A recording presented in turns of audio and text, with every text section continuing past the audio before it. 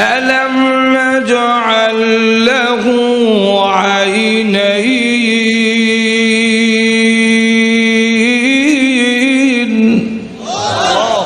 আমি কি তোমাদের দুইটা চোখ দেইনি? অস্বীকার করতে পারবেন যে এই চোখ আল্লাহর না? একটু জোরে আওয়াজ দেয়া বলেন, কার দেওয়া? আল্লাহ যদি দুইটা চোখ না দিতেন অথবা যদি অন্ধ করে দেন তাহলে আমার আর কি দাম? এমএ ফাঁস করে গাড়িতে ভিক্ষা করে এক লোক অন্ধ, এমএ ফাঁস। তার ইতিহাস সে নিজেই বলে যে আমি রাজশাহী বিশ্ববিদ্যালয় থেকে এমএ পাস করছি, এক জুট মিলের ম্যানেজার ছিলাম, ঘুমাইছি, ঘুম থেকে উঠবো, চোখে দেই না। চিকিৎসার জন্য ডাক্তারদের কাছে গেলাম, তারা বললেন আপনি ইংল্যান্ডে যান, লন্ডন যান, সেখানে চিকিৎসা ভালো। আমার বিঠা বাড়ি যা ছিল সব বিক্রি করে লন্ডন গেলাম। যাওয়ার পরে ডাক্তাররা যে রিপোর্ট দিল চোখ পরীক্ষা করিয়া, আপনার চোখের ওই জিনিস নষ্ট হয়ে গেছে যেটা স্রষ্টা ছাড়া কেউ দিতে পারবে না। তাই আমি এখন ভিক্ষা করি। আল্লাহ বলে ألم نجعل له عينين ولسانا وشفتين তোমাদের মুখের ভিতরে জিহ্বাকে আমি দেইনি? কে দিছেন? আমার আপনার জিহ্বা, আপনার জিহ্বা থেকে আমার জিহ্বা থেকে কুকুরের জিহ্বা খাটো না আরো বড়? আরো ধরে কম। কিন্তু তার জিহ্বার মধ্যে কোনো কথা নাই, কথা বলতে পারে না। কিন্তু আপনার জিহ্বা নাড়লে কথা বের হয়। এটা কি আপনি আমার বাহাদুরি? আরো ধরে কন। বিদ্রোহী কবি নজরুল ইসলাম, যার জবান দিয়ে আগুন বের হতো, কিন্তু মৃত্যুর আগে তার জবান বন্ধ করে দিয়ে আল্লাহ প্রমাণ করে দিলেন এটা নজরুলের বাহাদুরি নয়, এটা আমি আল্লাহর দেওয়া ক্ষমতা। আজকে যদি আমার জবান বন্ধ হয়ে যায়, কালকে আমার কি দাম? কোন দাম আছে? আল্লাহ বলেন দুটো ট্রুথ দেই নাই, এগুলা কার দেওয়া? দুটো ঠোঁট দিলাম। তাফসীরে মাজহারিতে আল্লামা সানাউল্লাহ ফানিপতি রহমতুল্লাহ লেখেন দুইটা ঠোঁটের কত দাম। ঠোঁট যদি না দিতেন, প্রথম নম্বর হলো আমাকে এত বিশ্রী দেখা যেত, কোনো মেয়ে তার মেয়ে, কোনো লোক তার মেয়ে আপনার কাছে বিয়ে দিবে না, ঠোঁট নাই। যদি বলে জামাই আমেরিকা থাকে, আসমানে তাহলেও দেওয়া হবে না, ঠোঁট নাই। তোর এখন ঠিক কিনা?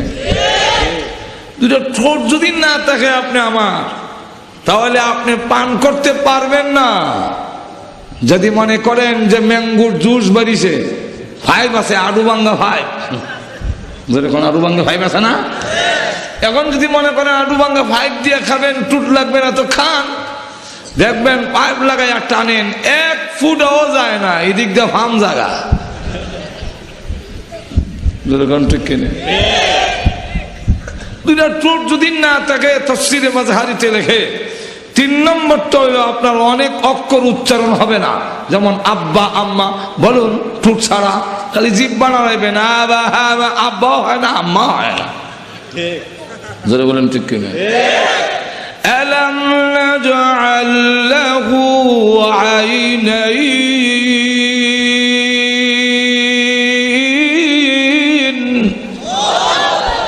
ولسانا وشفتين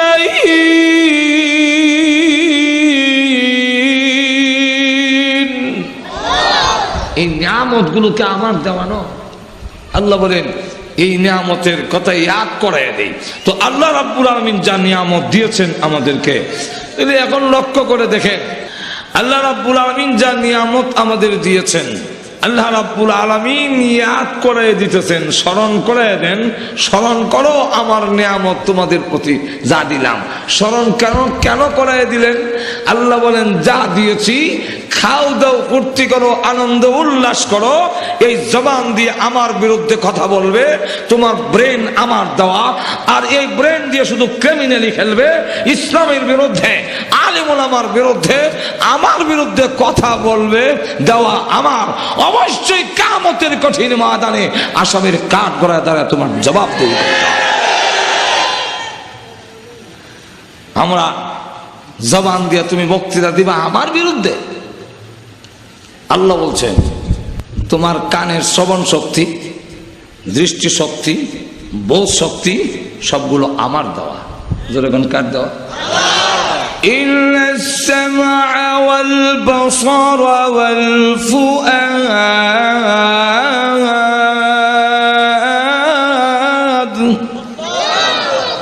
তোমার কান দিয়ে শোনো, এই শোনার শক্তি আল্লাহর দেওয়া। চোখ দিয়ে দেখো, দেখার শক্তি আল্লাহ। তোমার অন্তর দিয়ে বুঝো, এই বুঝার শক্তি আল্লাহর দেওয়া।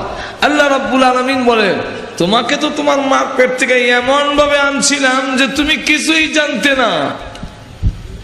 বলবো আয়াত, বলবো কোরআন আয়াত।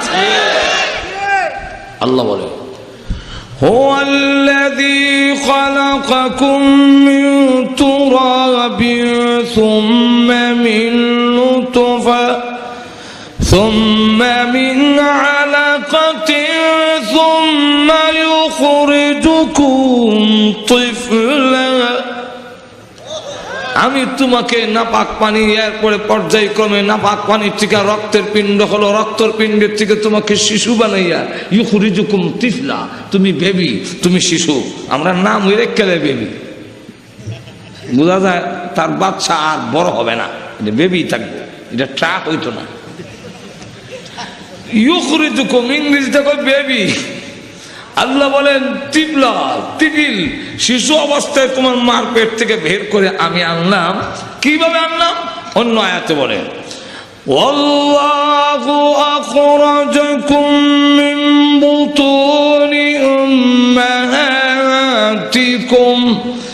লা তা'লামুনা শাইআ।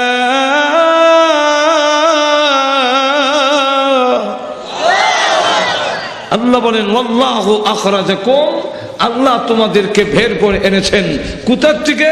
মিন বুতুনি উম্মাহাতিকুম, তোমাদের মার পেট থেকে। লা তা'লামুনা শাইআন, তুমি কিছুই জানতে না, হাঁটতে জানতে না, ধরতে পারতে না, কথা বলতে পারতে না, তোমার কোনো মেধা ছিল না, মাথা ছিল কিন্তু বুদ্ধি নাই। তখন তুমি পায়খানাকে হালুয়া মনে করে কিছু মুখে দিয়েছ, কিছু মাথায় দিয়েছ, আর আজকে বুদ্ধিজীবী হইছ, এখন আমারে ছিল না। কিনা এখন তুমি কয়েকটা ইংরেজি অক্ষর লিখছো, দিয়ার গড ইজ নট, গড নাই। গড নাই কি হইলো, কেমনে হইলো? এটা এমনি ন্যাচারাল, প্রাকৃতিক। না এমনি হয়েছে। কেমন আজগুবি কথা, কেমন পাগল। আপনারা কি মনে করেন পৃথিবী কি এমনি হয়ে গেছে? আবার একদলে কয় মহাশূন্য একটা গ্রহ ছিল, হঠাৎ করে ফুটে গেছে, এক টুকরা নিচের দিকে পড়ে গেছে, এই পৃথিবী হয়ে গেল। অ্যালবামটি নিবেদন করছেন ইসলামী প্রযোজনা প্রতিষ্ঠান পরিমাণ পাগলা চিন্তা করে বেতার বিতান অডিও অ্যান্ড সিডি। আল্লাহু আকবার। এখানে যদি আজকে কেউ ওয়াজ করে যে ভাইয়ারা আমার, এখানে একটা লোহার টুকরা ছিল, হঠাৎ করে বিস্ফোরণ ঘটে, এক টুকরা স্ট্যান্ড হয়েছে, একটা মাউথ পিস, এক টুকরা মেশিন, এক টুকরা ব্যাটারি, এক টুকরা ইউনিট, এক টুকরা হরন, হঠাৎ করে ভাই মাইক হয়ে গেছে। তখন আপনারা সকলে বলবেন এই মোল্লার মাথার তার ছিঁড়ে গেছে। ঠিক না? ঠিক না? তুমি যারা বলে পৃথিবী এমনি হয়ে গেছে, এদের মাথার তার কি হয়েছে? বালা আছে না ছিঁড়া? আরো জোরে কন। আপনারা বলতে পারেন হুজুর মাথার তার ছিঁড়া এমন বড় বড় ডক্টর কইলেন, যে ডক্টর আল্লাহ চিনে না, এই ডক্টর আল্লাহ বলছেন ডগের চাইতে আরো না। আমরা বলি ডক্টর, আল্লাহ বলেন ডগের, ডগ বুঝেন তো? ডগ আল্লাহ বলেন ডগের চাইতে আরো। যে ডক্টর আল্লাহ চিনি না, হ্যাঁ তো কুত্তার থেকে আরো নিছে। আর কন কিভাবে নিছে? একটা কুকুর তার মালিক চিনে, হ্যাঁ তার মালিক চিনে না। ধরে কোন ঠিক কিনা?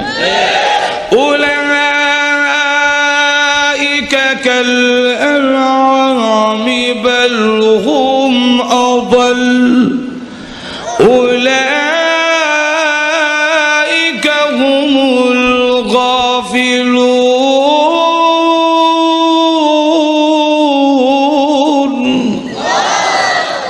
আল্লাহ বলেন উলাইকা কাল আনআম, সে চতুষ্পদ জানোয়ারের মতো বালহুম আদাল, আরো নিকৃষ্ট।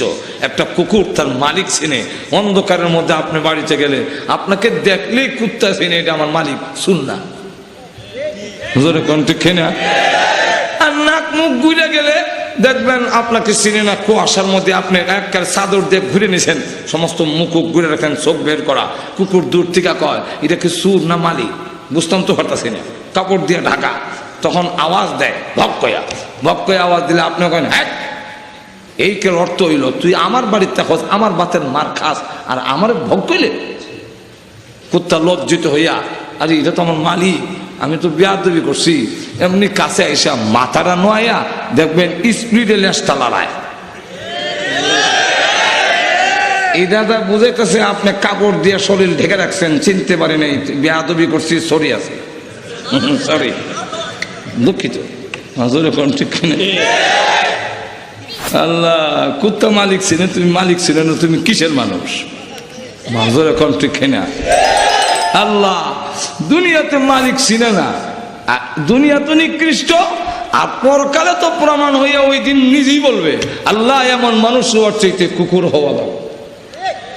আর তো কন আচ্ছা, 5 বছর মন্ত্রী রইল, 5 বছর মন্ত্রী পতাকা উড়াইলো, বাংলাদেশের পতাকা উড়াইলো, খুব আগে দা পুলিশের রাস্তা পরিষ্কার করে নিয়ে গেল, আর হাজারো গাড়ির মধ্যে ঘুমাইলো, খুব তো গর্বিত যে আমার কত সম্মান। কিন্তু 5 বছর পরে দুর্নীতির মামলায়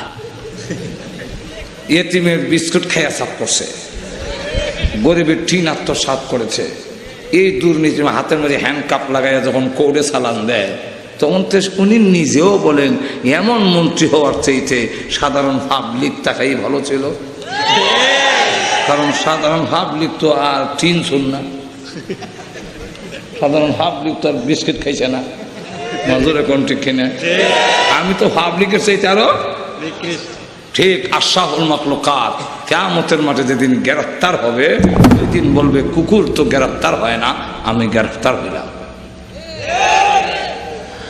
ويقول الكافر يا ليتني كنت ترابا। যখন কুকুর, শিগাল, বিড়াল এগুলা মাটির সাথে মিশে যাচ্ছে এই দৃশ্য দেখে, কিন্তু আমি আপনি তো মাটির সাথে মিশবো না। দুর্নীতির মামলায় কেন আল্লাহর নিয়ামতের শুকর আদায় করলে না? কেন সবগুলো আত্মসাৎ করলি? এখন হাতের মধ্যে হ্যান্ডকাপ লাগায় যাও জাহান্নামের লাল গড়ে।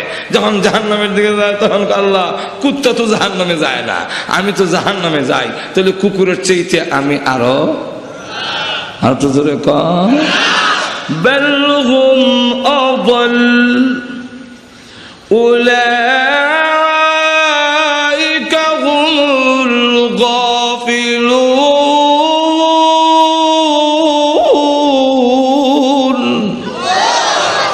ওই দিন বলবে হ্যাঁ কুকুরের চাইতে আমি আরো। যাক, আল্লাহ যারা চিনে না এমন অনেক মানুষ, হাঁটু ধরে কেন অনেক মানুষ আছে। আল্লাহ রাব্বুল আলামিন বলেন তোমার মাথায় মেধা ছিল না, বুদ্ধি ছিল না, আমি বুদ্ধি দিলাম। হাতে ধরার শক্তি ছিল না, হাতে ধরবার শক্তি দিলাম। পায়ের মধ্যে হাঁটবার শক্তি ছিল না, আমি হাঁটার শক্তি। আরো দেখুন, তুমি ইঞ্জিনিয়ার ছিলে না, ডাক্তার ছিলে না, মৌলানা সাহেব ছিলে না, হাফেজ সাহেব ছিলে না, কিছুই ছিলে না, আমি সব কিছু দিয়েছি তোমাকে। এখন তুমি যদি আমাকে না চেনো, না বুঝো, জেনে রাখো সবটির হিসাব তোমার দিতে হবে। কুল্লু উলাইকা কানা আনহু মাসউলা। কিয়ামতের মাঠে তুমি প্রত্যেকটি সম্পর্কে জিজ্ঞাসিত হবে। আল্লাহ রাব্বুল আলামিন আরেক আয়াতের মধ্যে বলেন, বলবো না অসুবিধা হচ্ছে? আল্লাহ আরেক আয়াতে বলেন, সুম্মা লাতুসআলুনা ইয়াওমাইযিন আনিল নাঈম।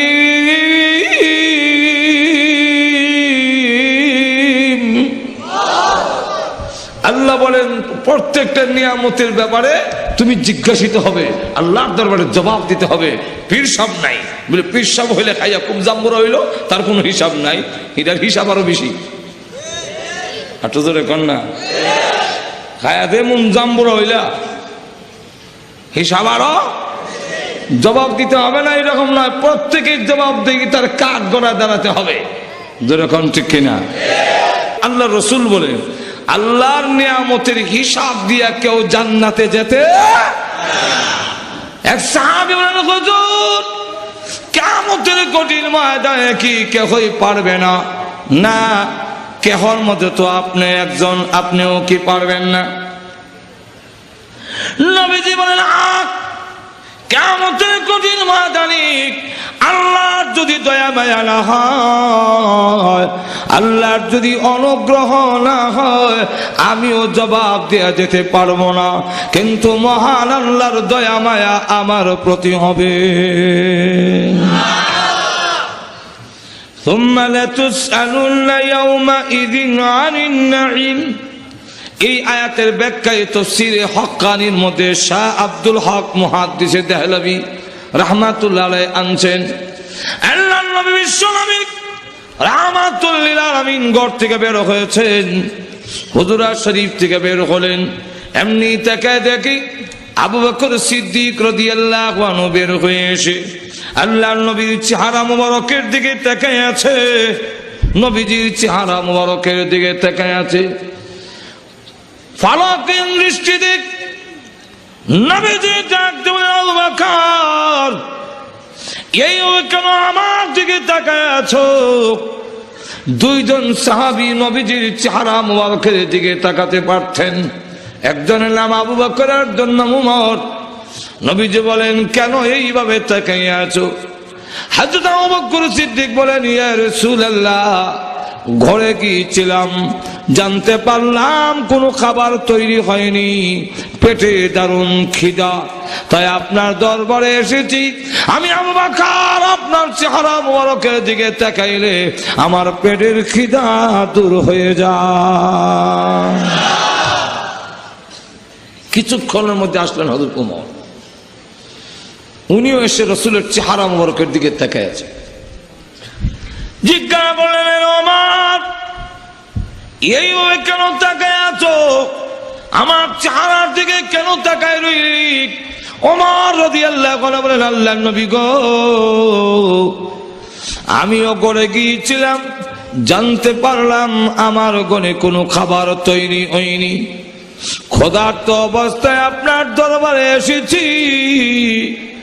আপনার চেহারা মুবারকের দিকে তাকাইলে আমি ওমরের পেটের খিদার কথা আমি ভুলে যাই। নবীজি ডাক দিলেন, ওমর, তোমাদেরকে এই মুহূর্তে কিছু দিব, আমার ঘরেও কিছু নাই, আমিও ঘরে এসেছিলাম, আমার পেটেও খিদা। আয়েশা পরিষ্কার করে জানাইয়া দিয়েছেন, নবী গো, পানি ছাড়া আজকে কোনো খাবার তৈরি করতে পারি নাই, পানি ছাড়া আর কোনো খাবার তৈরি করতে পারি নাই, সুতরাং আমিও ক্ষুধার্ত। চিন্তা করছেন কেমন তিন ব্যক্তি ক্ষুধার্ত? আল্লাহ রাব্বুল আলামিন জানাইয়া দিয়েছেন, কোরআন যদি মেনে নাও, আমি আল্লাহ রাব্বুল আলামিন ওয়াদা দিলাম, এই জমিন আকাশ সবগুলোর বরকতের দরজা আমি খুলে দিব, অভাব দূর হয়ে যাবে, সমাজের মধ্যে নিরাপত্তা চলে আসবে। আর না হয় তোমাদের সমাজের নিরাপত্তা আসবে না, জিনিসের দাম কমবে না, বাড়তে থাকবে, কোনাকুনি বন্ধ হবে না, কোনাকুনি হতেই থাকবে। যদি এগুলা বন্ধ করতে হয়, আমি আল্লাহর কোরআন ছাড়া জীবনও সম্ভব নয়। একটু দূরে কর।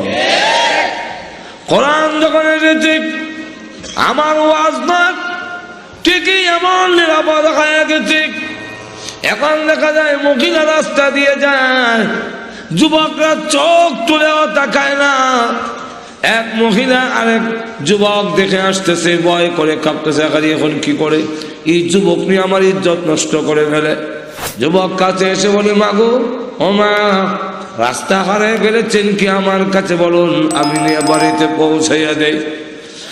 মহিলা ডাক দিলে, যুবক আগে জানতে চাই তোর বাড়ি কি এই দেশে না? হ্যাঁ আমার বাড়ি তো এই দেশে। এমন সুন্দর চরিত্র তোর কে বানাইছে? যুবক ডাক দিলে, মা কিছুদিন আগে আমারও চরিত্র এমন হয়েছিল, কিন্তু জানেন না গো, আমি আল্লাহর কোরআন শিখেছি, আল্লাহর কোরআন পড়েছি, আল্লাহর কোরআন আমাকে শিক্ষা দিয়েছে গো মা, এই জমিনে কেউ না দেখলো আমার আল্লাহ আমাকে দেখতেছে। কিয়ামতের মাঠে আল্লাহর সামনে দাঁড়ায় জবাবদিহি করতে হবে গো মা, এই কারণে আমি এখন জিনার মতো গুনাহ ছেড়ে দিয়েছি, এই অপরাধ আমি আর করি না। তাহলে একটি মানুষ চরিত্রবান যদি আমাদের সমাজের চুরি ডাকাতি চিন্তায় দর্শন অপহরণ এগুলোও যদি বন্ধ করতে হয়, কোরআনের তালিমের মাধ্যমে বন্ধ সম্ভব, অন্য কোনো তালিম দেওয়া সম্ভব নয়। একটু জোরে কম পারবে? পারবে? পারে না, ডান্ডায় হারে না, বরং আরো বাড়ে, দুর্নীতি আরো বাড়ে, পানি আরো বেশি করে দেয় দুধের মধ্যে, গুড়াইয়ে মারে, ঘুষের পরিমাণ বাড়ে। যখন দেশে মার্শাল্য আসে তখন যেই কামরা করতেন আগে 20,000 দিয়া, এই সময় 40,000। কেন? আইন গরম। কি গরম? আইন বড় গরম, এর লেগে আরো ঘুষের পরিমাণ বাড়ছে, কমে না। যেরকম ঠিক কিনা? তাহলে আমাদের সমাজেরও এই নৈতিকতা অবক্ষয়, চুরি ডাকাতি চিন্তায় দর্শন অপহরণ মারামারি কাটাকাটি গুলো যদি বন্ধ করতে হয়, কোরআনের তালিম কোরআনের আলো ঘরে ঘরে ছড়াইতে। আর 2 নম্বর কোরআনই একমাত্র এমন কিতাব এমন তালিম যা দুনিয়ার পরেও চলে, আর একটাও দুনিয়ার পরে চলে না। যখন চলে, আপনার যখন চাকরাত আরম্ভ হবে, আপনার এক ছেলে বড় ইঞ্জিনিয়ার, সে যদি এসে কয়, হ্যাঁ আব্বা আমি ইঞ্জিনিয়ার, এক ফাতা যদি ইংলিশ বই পড়া বাবার কানের কাছে ফু দেয়, চাকরাত মাফ হইব তো? আর এখন তাদের খারা 2টা সিং মারে ফারে ডিম আটিমা টিম টিম, ইমন আশ্চর্য মিশা পড়া। তাদের খারা 2টা সিং মারে ফারে। আচ্ছা আমি জিজ্ঞাসা করি, আপনাদের হাঁস মুরগি আছে তো, ডিম পারেনি?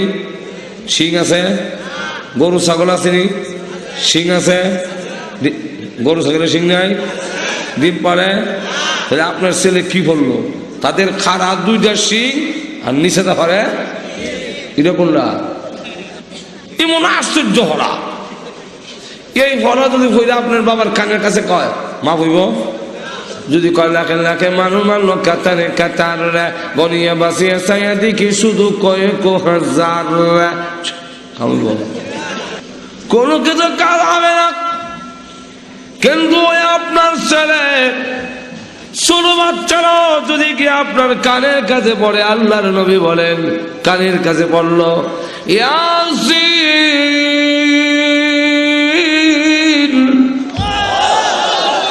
والقرآن الحكيم إنك لمن المرسلين।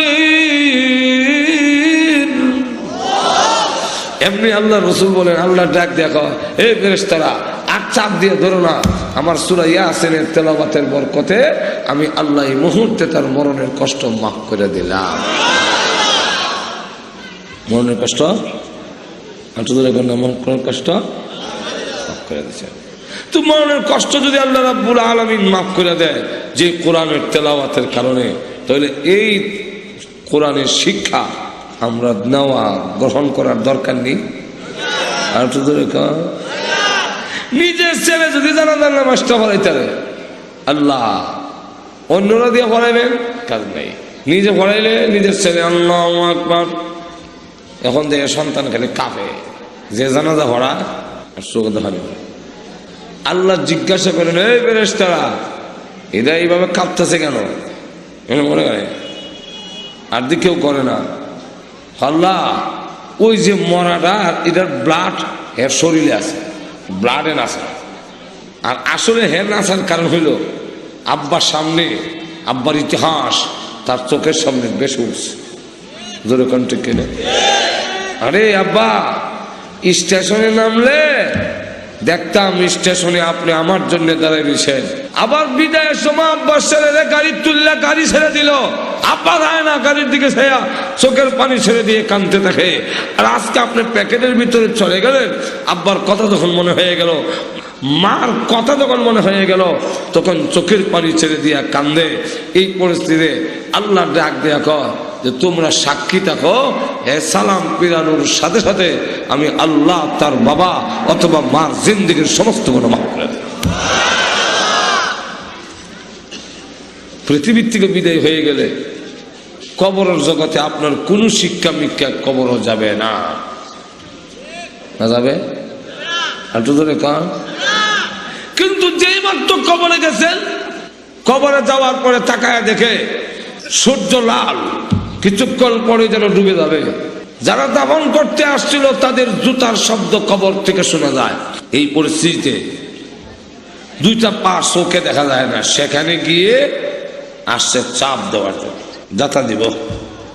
যেই মাত্র চাপ দিবে, অ্যালবামটি নিবেদন করছেন ইসলামী প্রযোজনা প্রতিষ্ঠান বেতার অডিও অ্যান্ড সিডি সেন্টার। লক্ষ্য করে দেখে এক পাখি তার কবরের ভিতরে ঢুকে পড়েছে, বুকের উপরে বসে পড়েছে। আর ডাক দিয়ে বলে, ভয় করো না, দুনিয়ার সকলে তোমাকে ছেড়ে দিতে পারে, আমি তোমাকে কোনোদিন ছাড়ব না। ডাক দিয়ে বলে, কাকু তুমি, হ্যাঁ পাখি, তুমি কি পারবে কবরের চাপ প্রতিহত করতে? এই চাপ কি মেলাতে পারবে? তোমার কি এই ক্ষমতা আছে? তুমি সহত এই দুইটা পার একত্রিত হইয়া নিষ্পেষণ করে ফেলবে। এমনি পাখি ডাক দিয়া বলে, তুমি আমাকে চিনতে পারো নাই, তুমি মনে করেছো আমি দুনিয়ার কোন পাখি? না গো, আমি আল্লাহর কোরআন পাখির সুরত ধরে তোমার কবরের ভিতরে ঢুকে পড়েছি।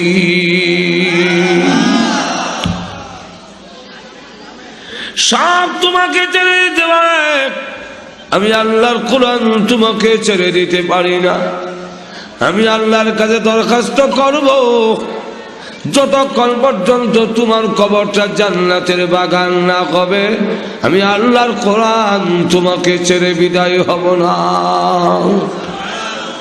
শুধু ইকারি না, আরো কিয়ামতের কঠিন ময়দানে যেদিন মাও পরিচয় দিবে না, আব্বাও দিবে না, কেউ কেউ পক্ষে যাবে না, কথা বলবে না। কোরআন শরীফ এমন ভাবে যারা করবে আল্লাহর সাথে, আল্লাহর সাথে কোরআন যেইভাবে যারা করবে, কোন নবীও এইভাবে যারা করতে পারবে না। কিয়ামতের কঠিন ময়দানে আল্লাহ সর্বপ্রথম লৌহে মাহফুজকে ডেকে বলবেন, লৌহে মাহফুজ রে, আমি আমার কালাম কথাগুলো তোমার কাছে জমা রেখেছিলাম, ফেরত দিয়ে দাও। কতটুকু আমানতদারি আদায় করেছো? লৌহে মাহফুজ জবাব দিবে, প্রভু গো, আমার কাছে তো নাই, জিবরাইল না নিয়ে গেল। জিবরাইলকে ডাকা হবে, হ্যাঁ জিবরাইল, আমার কোরআন কি করেছো? জিবরাইল ডাকবে, প্রভু গো, তোমার কোরআন লৌহে মাহফুজ থেকে নিয়ে আমি আমার কাছে রাখি নাই, আল্লাহ লৌহে মাহফুজ থেকে নিয়ে ডাইরেক্ট তোমার বিশ্ব নবীর সিনার মধ্যে রেখে দিয়েছি।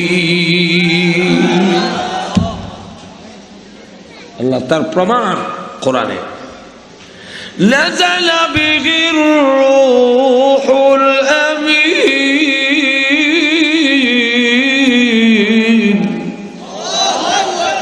আলা কলবিকা লিতাকুনা মিনাল মুনযিরিন। আল্লাহ আলা কলবিকা, আই কলবে মুহাম্মদ সাল্লাল্লাহু আলাইহি ওয়াসাল্লাম, মুহাম্মদ সাল্লাল্লাহু আলাইহি ওয়াসাল্লামের সিনার উপরে আমি রেখে দিছি। আল্লাহ ডাক দিয়ে বলবেন, বিশ্বনবী আপনার কাছে ছিলেন যে কোরআন রাখছিল কদ্দুর আমানত দ্বারা আদায় করছেন দেন। রসুল আল্লাহ আমি তো আগে আইছি, উম্মত আইসে পরে। ১৬ লক্ষ সাহাবীদের সামনে ভাষণ দিয়া কোরআন শরীফ আমি আমার উম্মতের কাছে ছেড়ে এসি। একটু ধরে প্রমাণ আসেনি, একটু ধরে আসেনি। রসুল বলেন তারাকতু ফীকুম আমরাইন লান তাদিল্লু মা তামাসসাকতুম বিহিমা কিতাবাল্লাহি ওয়া সুন্নাত রাসূলি। আমি চলে যাই, 2টা জিনিস শিক্ষা দেয়। একটার নাম আল্লাহর কিতাব, আর একটা হলো আমার হাদিস, আমার সুন্নত। আমি আর কাছে হ্যাঁ উম্মত মুহাম্মদী লাইনে দাঁড়াও, ফাইলে দাঁড়াও, জবাব দাও। কোরআনের কতটুকু জিম্মাদারি আদায় করছে? ইয়া আল্লাহ, কোরআনের পরিপূর্ণ জবাব দিয়া, জিম্মাদারির পরিপূর্ণ জবাব দিয়া জান্নাতে যাওয়ার ক্ষমতা কি আমাদের আছে? একটু ধরে কর। বিশ্ব নবী ডাক দেওয়া, প্রভু গো একটু সময় দেন আমাকে এদের জিজ্ঞাসা করার আগে। আপনি সময় নিয়ে কি করবেন? আল্লাহ আমি আদম নবীর কাছে যাব। যান, আপনাকে সময় দিলাম, আদম নবীর কাছে যাবেন। তখন আদম নবী ওই যে আমার উম্মত লাইনে দাঁড়াইছে, এরা পরিপূর্ণভাবে জবাব দিতে পারবে না, যদিও আমার উম্মত আপনারই সন্তান। চলুন আপনিও চলুন, আল্লাহর কাছে যাই, দুজনকে দরখাস্ত করি আল্লাহ যেন পরিপূর্ণ জিজ্ঞাসা না কইরা এদের ছেড়ে দেয়। আদম আলাইহিস সালাম বলেন চলেন যাই, আপনার সকলের আব্বা এবং আপনার সর্বপ্রথম নবী, আর আমি হলাম সর্বশেষ নবী। তাহলে 2 নবী যদি যাই গো আদম আলাইহিস সালাম, বোঝা গেল পুরা নবীদের জামাতই এর ভিতরে আছে, প্রথম এবং শেষ নবী আছেন। যেরকম ঠিক কিনা? আদম আলাইহিস সালাম বলেন না, পারবো না আজকে কিয়ামতের মাঠে আমার সন্তানের পক্ষে কথা বলতে, আমি পারবো না, আমার ভয় হয়। বিশ্বনবী ব্যর্থ হইয়া কিয়ামতের মাঠে সাজদা দিয়া কাঁদতে থাকবেন। আল্লাহ এই কিয়ামতের মাঠে আদম আলাইহিস সালাম বাবা হইয়া সন্তানের জিম্মাদারি ছেড়ে দিতে পারেন, কিন্তু আমি নবী, আমি না রাহমাতুল লিল আলামিন, আমার অনেক উম্মত এই লাইনে দাঁড়ায় আছে যারা তোমার কোরআনের জন্য বাড়ি ঘর ছেড়ে দিয়েছে। আল্লাহ অনেক কষ্ট করেছে, এমন অনেক উম্মত আছে যাদের বাড়ি কোথায়?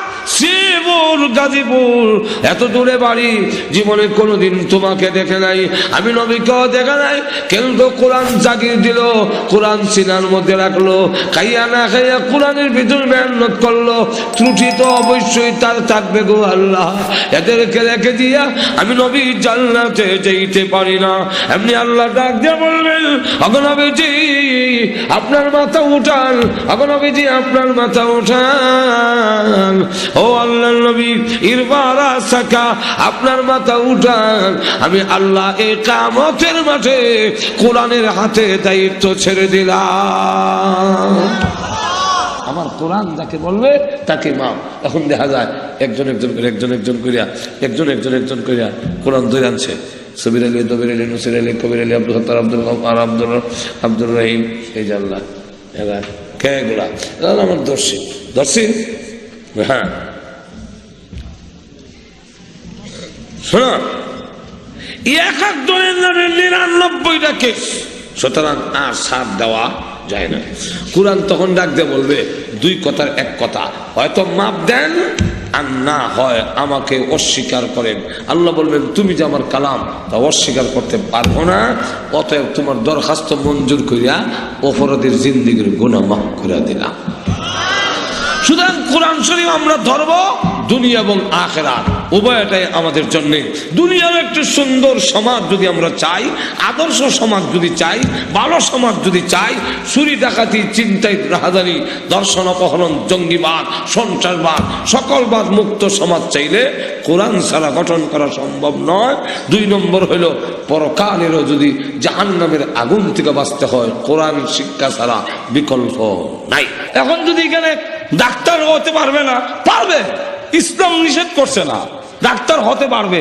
মহিলা ডাক্তার আমি হামগো আমি আমার বউরি না কইছি কি সরেদা যেরকম ঠিক কিনা পারবে, কিন্তু নারী আর পুরুষের যেমন সবগুলো ভিন্ন, নারী আর পুরুষের কর্মক্ষেত্র হবে ভিন্ন।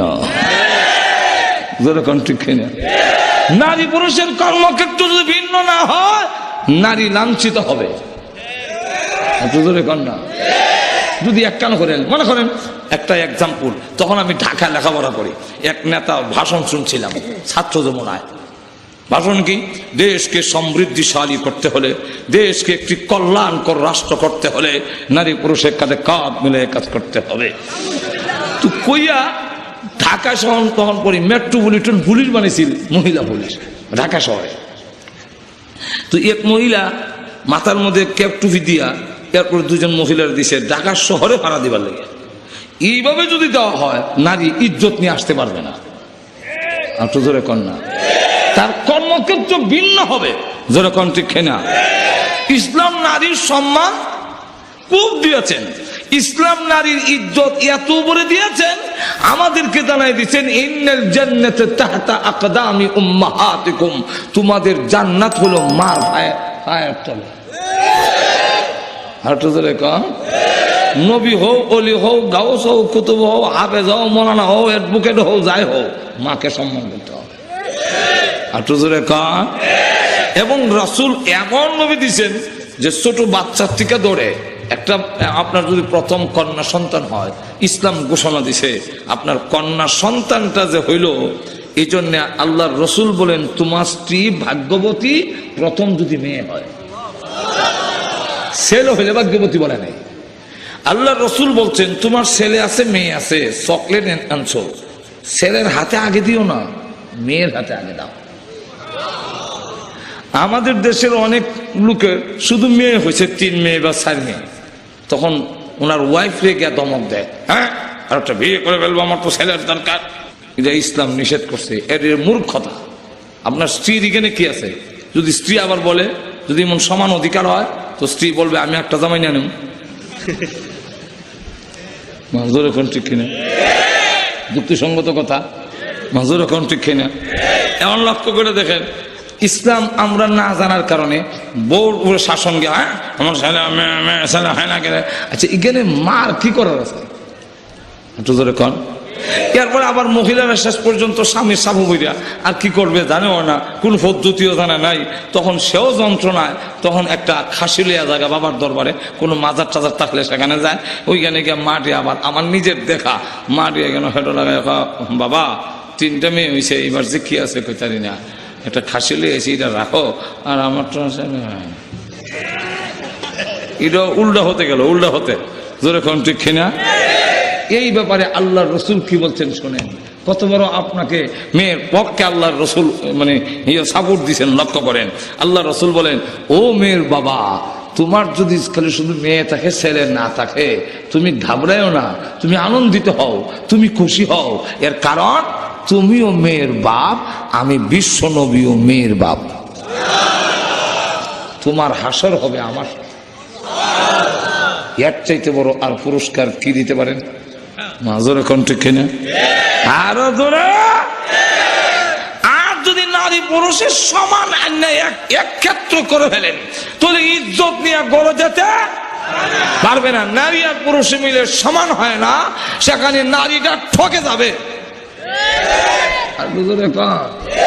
আর আমরা বলি সমান অধিকার, কিন্তু অধিকার দেই না, দেই ঘাটতি। প্রথম জমানায় যখন ওয়াজে নামলাম, আমি আরেক বক্তা একসাথে ওয়াজে যাই, তো ওনার আর আমি 2 বছরের ছোট বড়, এতটুকু রিক্সাতে যাচ্ছি, রিক্সাতে নেমে 1 কিলোমিটার যাইতে হয় হাইটে। ওনার একটা ব্যাগ আছে, আমার ব্যাগ নাই। ওনার আবার অভ্যস্ত হইলো ওনার সাথে যে থাকে ব্যাগটা তার হাতে দেলা, আমাকে দিবে কেমন? আমি দাওয়াতি মেহমান না। তো আমার ওখানে মানা না, আমার লঙ্গিটা খুলে গেছে, একটু ব্যাগটার দরে, একজনের লঙ্গি খুলে গেছে, ব্যাগে ধরবো না, আমি ধরলাম ব্যাগে। এখন লঙ্গি করতাম লাড়াছাড়া দিয়ে আরে ব্যাগটা নেয়। তখন তো আমি বুঝছি লঙ্গি পিন্দার বাহানা দিয়ে গাঠটি আমার দিয়ে দিয়েছেন। আমিও 40 কদম গিয়া কইলাম, মালানা আমার লঙ্গিটা খুলে গেছে, ব্যাগটা আপনি নিয়ে আসলাম।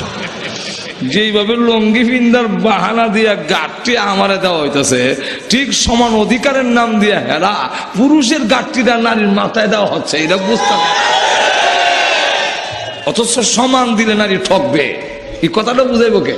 যে নারীর সমান দিতে যান যদি নারী ঠকবো, কারণ নারীর বন্ডক আরো কিছু বন্ডক আছে, আরো কিছু আছে তো, তা আপনি একটা সমান করিয়া দিলে নারী ঠকবে না? আর তো ধরে কর না। আমি একটা এক্সাম্পল দিলে বুঝবেন। আমার ছাত্র জমানের মাঠ খুনাখুনি বাড়ির থেকে যাই, তো দেখি মাঠে এক লোক চাষাবাদ করতেছে, তো সকলের তো দুইটা বলদ থাকে না, কি বলেন ঠিক না? তো এক লোকের একটা বলদ, একদিকে একটা বলদ আর আরেক দিকে আরেকটা গাভী, তার দুইটা বলদ নাই। কাজের একটা দেওয়া হয়, এটা আমাদের দেশে কয় জোয়াল, আপনারা কি কোন জানি না? জোয়ালের মাঝখানে যে একটা কাঠি থাকে দেখছেন, এই মাঝখানের কাঠিটার মধ্যে লাঙ্গল বাঁধে, কি বলেন ঠিক না? কিন্তু উনি বলদের দিকে একটু চাপাইয়া বাঁধছেন, মাঝখানে বাঁধলেন নাই। তা আমি দেখে বললাম, চাচা এই জুলুম করলেন কেন, মাঝখানে দিলেন না? আমার জবাব দেয়, জুলুম করছি না, ইনসাফ করছি। কি করছে? আমি বললাম এইভাবে সাফাইয়া দিয়ে আবার ইনসাফ? বলে হয় ইনসাফ। চাচা এটা ইনসাফ কেমন হইলো? তুমি ছাত্র মানুষ, বুঝবা না, আরো বড় হও। আমিও বললাম, চাচা বড় হইয়া আপনারা ফাইনা না হয় কি বিশ্বাস, এখনই আমার বোঝাই দেন। তখন আমার কয় মাঝখানে দিলে গাড়িটা টকবো, সমান দিলে দেখেন কি বুঝে, আর আমরা বুঝি না। মাঝখানে দিলে একটু জোরে কোন কে ঠকবে? গাভীরা ঠকবে। কিভাবে? চাচা কিভাবে? দুই দিক থেকে ঠকবো, দুই দিক থেকে, একদিক না। বলে কিভাবে? বলেন, গাভীরা বাছুরও দেয় আবার দুধও দেয়, আর বলদটা এটা বাছুরও দেয় না, না দেয় নাকি আপনারা এইদিকে? না। এখন যদি সমান দেই, তার বন্ডকে কি? জোয়ালের বার সমান বাছুর, জোয়ালের বার সমান দুধ, বলদ বার সমান বাছুরও নাই দুধও নাই। কথাটা বুঝতেছেন? তাহলে এখন অবস্থা কি হবে? বাছুর যখন দেয় গাই, তুই যখন বাছুর দেস, দুধ দেস, তাহলে জোয়ালের বোঝাটা কম টানবি। এই বলদ, তুই যখন বাছুরও দিবি না, দুধও দিবি না, জোয়ালের বোঝাটা একটু বেশি টান। এটা হলো আমি মালিকের ইনসাফ। আল্লাহ ডাক দিয়ে বলেন, আমি নারী বানাইছি, নারীরা বাচ্চাও দিবে, বাচ্চার প্রসব বেদনার কষ্ট করবে, 2 বছর দুধ খাওয়াতে হবে। সমাজের বোঝাটা যদি সমান দেওয়া হয়, নারীর প্রতি জুলুম হবে। এই কারণে আমি আল্লাহ নারীকে দিয়েছি, তোমরা বাচ্চা জন্ম দিবে, গর্ভে ধারণ করবে, দুধ খাওয়াবে, বোঝাটা কম টানবে। এই পুরুষেরা তোমরা যখন বাচ্চাও দিবা না, বাচ্চাকে দুধ খাওয়াবে না, সমাজের বোঝাটা বেশি টানবা। এটা আমি আল্লাহর ইনসাফ। আল্লাহ, আমরা অনেক সময় বলতে মনে করি যে নারীকে ইসলাম ঠকাইছে, আসলে ঠকাইছে। আচ্ছা বলেন, ইসলাম ছাড়া কোন ধর্মে বাবার সম্পত্তিতে মেয়ের কোনো অংশ নাই, একমাত্র ইসলাম। আপনার ইসলাম অত গাড়া দাঁড়া হয়, হিটে দেখেন না? ভারত দিয়ে মেয়ে লোকের কোনো অংশ নাই, ছিলেন না কেন? কেন হুজুর এখন ঠিক কেন? আরো ধরে কন, ইসলাম ছাড়া আর কোন ধর্মে নারীর অধিকার, নারীর বাবার সম্পত্তিতে কোনো অংশ নাই। ইসলাম ছাইরা না দিয়া পুরুষের চাইতে বেশি দিচ্ছেন। আর তো ধরে কন, বলে বেশি কেমনে? ছাইরা না দিলে 16 আনা সম্পত্তির মধ্যে ছেলে, আমার ছেলে ভাইব 8 আনা, জীবিত থাকতে বন্টন করলে ছেলে মেয়ে সমান। আমি যদি জিন্দা থাকতে আমার ছেলে মেয়েদেরকে বন্টন করি, ইসলামের বিধান হলো সমান সমান দিতে হবে। কথাটা বুঝছেন? আর যদি আমি মারা যাই, মারা যাওয়ার পরে আমার পরিত্যক্ত সম্পত্তির থেকে 16 আনার থেকে 8 আনা হইলো ছেলে, 4 আনা হইলো মেয়ে, আর 4 আনা হইলো আরো আমার বউটু যারা আছে আর অন্যরা শরীররা বন্টন। তাহলে ছেলে হইলো 8 আনা, মেয়ে হইলো 4 আনা। এই বন্ডকটা বড়। কেমনে বড় হইলো? কেমনে কিভাবে বড় বুঝাবো না? অসুবিধা হইতেছে আপনাদের? আরো জোরে কন, বড় কিভাবে? আপনার এক ছেলের বয়স 20, আর এক ছেলের বয়স হলো 7, দুজন নানার বাড়িতে যাবে। আপনি বড় ছেলেকে 100 টাকা দিয়া বললেন, এই টাকা দিলাম, ওই আরে চালাই নিস, সব জায়গায় দেখা নিবি, খরচ দিয়ে নিবি, আইসক্রিম খাইলে খাইস, বেবি ভাড়া, টেম্পু ভাড়া, রিক্সা ভাড়া সব দিবি, বরিশাল্লা আমরা ছেলে খাবি। যেরকম ঠিক কিনা? এখন ছোট ছেলে তো কিছু দিতে হয় না, দেওয়ান লাগে আর যখন দিতে হয়। বড় ছেলে যেহেতু তাকে সব জায়গায় চালাইয়ে নিবে, দেখা নিবে, সুতরাং হ্যার তো আর এর উপরে নির্ভরশীল, দেওয়ার হাঁটু ধরে ওখানে দেওয়া প্রয়োজন নাই। কিন্তু এরপরও আপনার ছেলেটা ছোট, এ কানবে, এর অধিকার বেশি, হ্যাঁ অনেক নাই, তখন আপনি করেন কি 50 টাকার একটা নোট এর পকেটে দিয়ে করেন, এটা তোর পকেটে রাখ। বড়রা কয়ে দিচ্ছেন এর 50ও ধরবি না, এটা পকেটে থাকবে। এটা বন্ডক অর্ধেক, কিন্তু 50 এটা 100। কিন্তু তখন অবস্থাটা কুন্ডা বড় দেখেন, বড় ছেলেটার সব ভাড়া দিয়া, রিক্সা ভাড়া, তারপর টেম্পু ভাড়া, বাস ভাড়া, সব ভাড়া, আইসক্রিম খাইয়া নানার বাড়ি যেতে যেতে এমটি